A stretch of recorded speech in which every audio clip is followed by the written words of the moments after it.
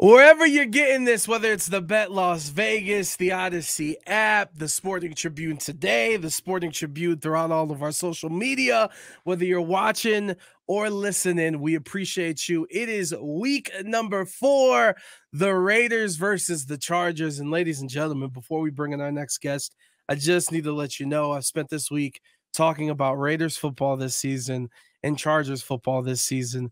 I'm kind of football depressed after all this talk, but we power on because at least the Chargers won last week, despite them wanting to throw that game away. And we'll get into all of that and what's ahead for the Chargers right now with our Chargers reporter here from the Sporting Tribune, covers the team fantastically. One of the best, and glad to have him back here on the show, Fernando Ramirez. Fernando, how are you doing, my friend?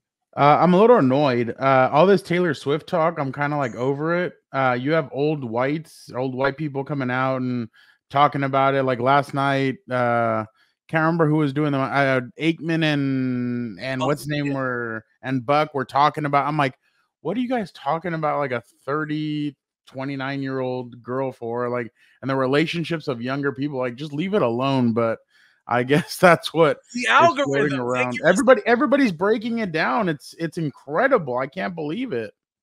Shout out to, well, look, I will say one thing. You see my hat. I don't know if I've told you this. I'm born and raised in Cleveland, Ohio.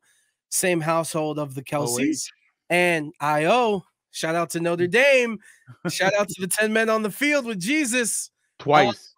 So you look at Rich Paul dating Adele. Yeah. Machine Gun Kelly was dating Megan Fox. I think they recently split. Did you see that video of them at that fair, the OC fair, or no? Of Machine Gun Megan Kelly, Fox and Machine Gun. They were getting off a couple. Yeah, they were getting off of a ride, and like some guy started fighting with Machine Gun Kelly, and the security comes up and like spears Megan Fox. I was like, damn, like they just shoved her out of the way. I was like, damn, all right. Shout out to Roman Reigns. Yeah, exactly. Megan Fox, Adele, and now Taylor Swift in the orbit of Cleveland men. Not that bad. Shout out to the Miz has Maurice. This is true. That's another one. My child. Yeah, you know what I'm saying? Those are all. I'm not trying to throw anything out there, but like the Paul brothers also, like they got some pretty cute. They're from Cleveland or from Ohio. They got some pretty attractive women with them. Like, unfortunately, well, some would say unfortunately they're from Cleveland. Which, well, I mean, I get it. Depends on the way you look at it, but yeah. They're doing good. There's something in the water over there in Cleveland. There's something in the water in LA and the Raiders. I'm going to get off the Raiders for right now, and let's focus on the Chargers. Now, obviously, they won versus Minnesota.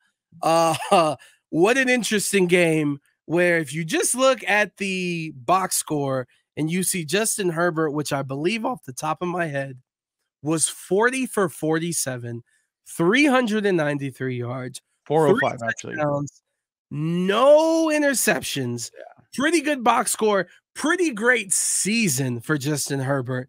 And this team seems like it's in disarray. Brandon Staley seems very nervous. Basically, my question to you, Fernando, what the hell's going on?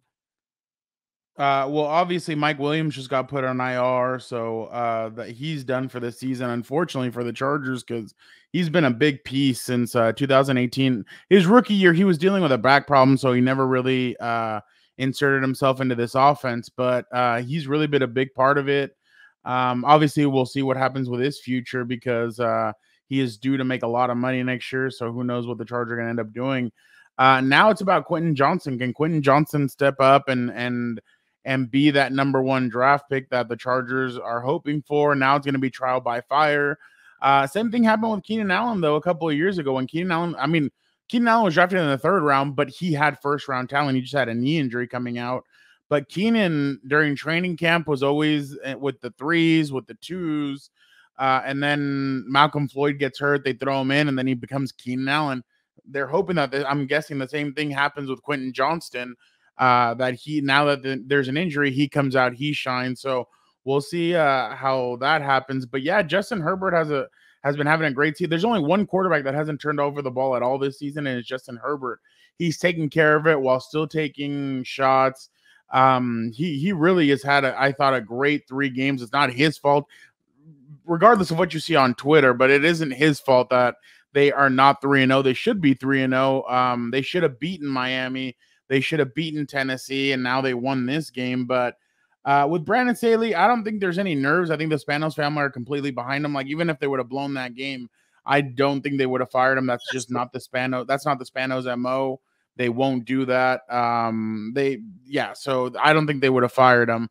But yeah, I'm not against what he did. And maybe that's because I'm a new age kind of guy, but I would have gone for it too, but I would have put it in the hands of Herbert and Keenan Allen. They couldn't stop either one of them. I would have just gone at him again, and just with Keenan and if you were in that, if I was in that situation, I would have punted. But if you're gonna go for it, put it in the hands of Herbert and Allen and try and do something with it. Don't just try and run the ball when you haven't successfully ran the ball the whole game. So, but yeah, his job is safe for this season. We'll see what happens at the end of it. But without Mike Williams, it's going to be very tough to make the playoffs, especially if this defense is playing the way it is, especially if they don't get any reinforcements besides Keenan Allen. I mean, Keenan Allen, you saw, he's still at 31, 32 years old, 215 yards. That's almost unheard of.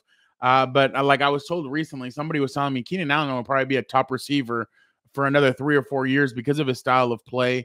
He saves his body a lot, and he doesn't take unnecessary hits or punishment, so he could play with his style of play for a long time. Like, once Tyreek Hill loses his speed, which doesn't look like it's happening anytime soon, it might be harder. But for Keenan Allen, who depends more on his technique, he could play a lot longer and at a high level. Fernando, when you said that the job security of Brandon Staley is good for this year, my eyes kind of popped, and I think I speak for the audience. I do want people to know, like, when it comes to Chargers coverage, you are in there. You are in there daily. So if anyone's going to know or give a good gauge of what's going on over there, it would be you. But yeah, the Spanos family loves them. Yeah, but this is, I know. I mean, I really don't know what to make of. It's baffling, man. It's truly baffling. And one thing, you brought up the Mike Williams injury, because obviously that's a huge blow out for the season. And you brought up the production of Keenan Allen last week. My question to you, and you kind of answered it, but now that full attention is going to be on Keenan Allen, do you think that a similar production of what he just had against Minnesota, like, can we expect more of that throughout the season? It just depends on who they're going to be playing, but I think you can. I mean, especially you have the Raiders coming up. The Raiders haven't had Justin. This is the incredible part about this whole game this weekend. Justin Herbert hasn't turned the ball over at once. The Raiders haven't caused a turnover. Their defense hasn't caused a turnover once this season either. So maybe Keenan Allen could take advantage of the Raiders defense as well. They play the Cowboys in a couple of weeks. If Trayvon Diggs was playing, I'd say probably not. But without Trayvon Diggs, I'm sure Keenan Allen can get his there.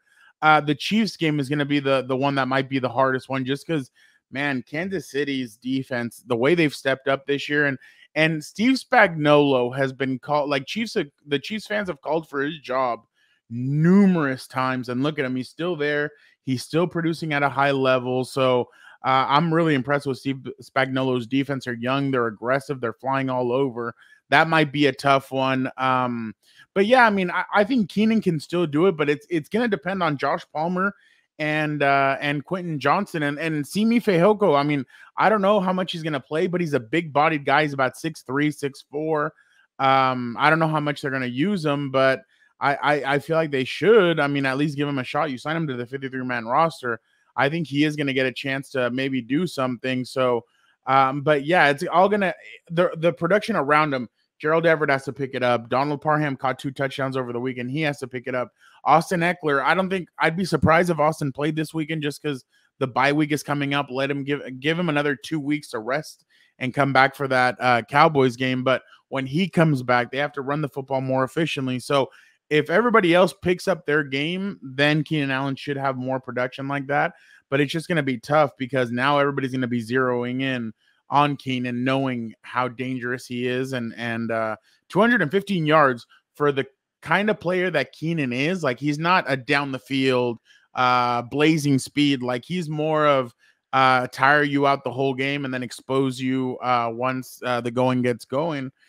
And that I thought it was really impressive. 18 catches, 215. I mean, that's freaking ridiculous. I mean, that's what Tyreek Hill had on the Chargers 2 weeks ago. Yeah, no, it certainly is. And before we get you out of here with your prediction, I do want to ask. It's funny because Raiders are dealing with some crazy off the field issues with some of their players, with Chandler Jones. And then on your side, before the news that broke this week, the question on my notes right here is, what the hell's going on with JC Jackson? And now there's a warrant out for his arrest. Like, what is going on? Why hasn't he played? What, like, please explain. So the warrant, everybody thought it was for something more serious. It's for a speeding ticket that he got back in 2021. We've all So I been. mean, yeah, it's just for a speeding ticket from what I read. So I mean, but the reason why he's not playing is I feel like they think he hasn't integrated himself yet into this defense. And I know Brandon Staley thought that what they did last week hurt them against the Titans, the rotation of corners. I think they felt like that hurt them. And they were rewarded this week. Asante Samuel Jr. had a really good game. He had a very strong game. He was knocking balls down. He was really aggressive. He almost had 2 interceptions. So they know, I think they know kind of what they have in Asante. His only problem is he needs to be more aggressive when it comes to helping in the run game, like tackling and all that other stuff. He needs to be better at that. But I mean, that's something that you're going to have to take with him, especially with him being only 5'9", 5'10". His dad was the same way. His dad tackled at times, but his dad was exactly the same way. You had him out there. Why? Because you knew that he was going to make a play. So I feel like he's close into making a play. But going back to Michael Davis, was the one that had kind of a rough game. He's the one that Justin Jefferson kind of took advantage of.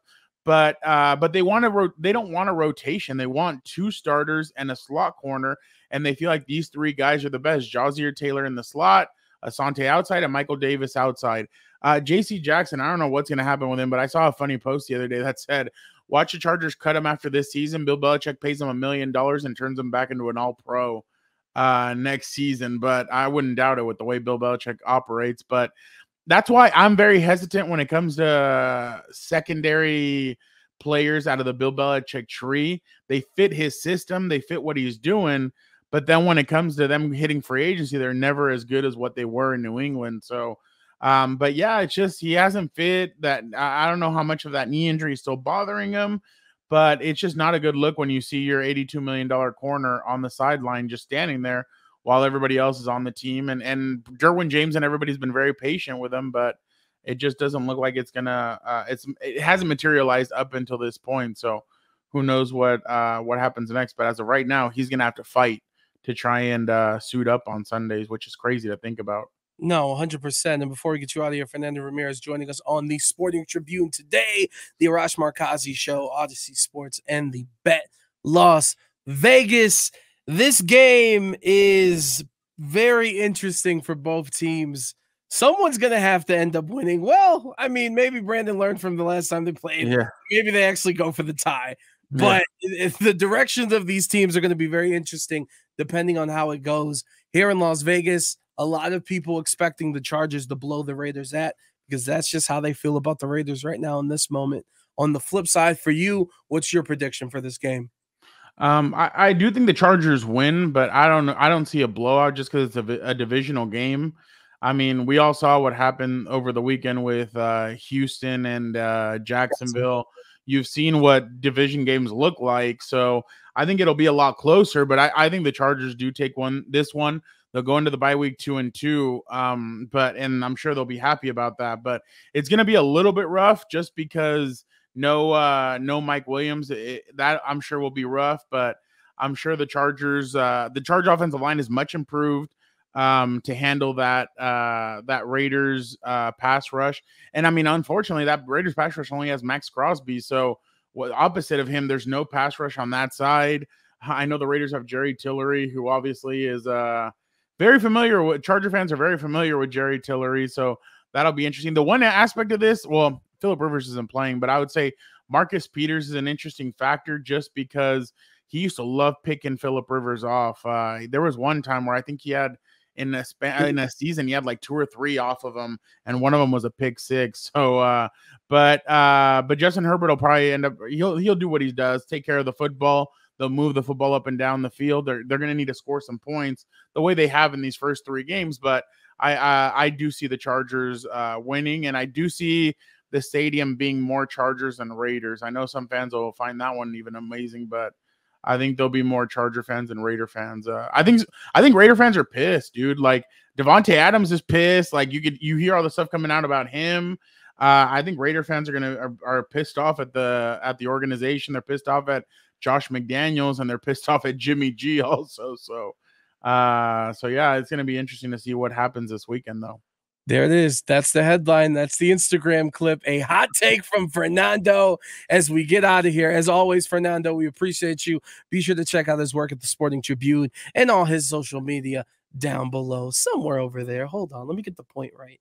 Right. Yeah, right over there. Fernando, thank you. Thank you so much, Adrian.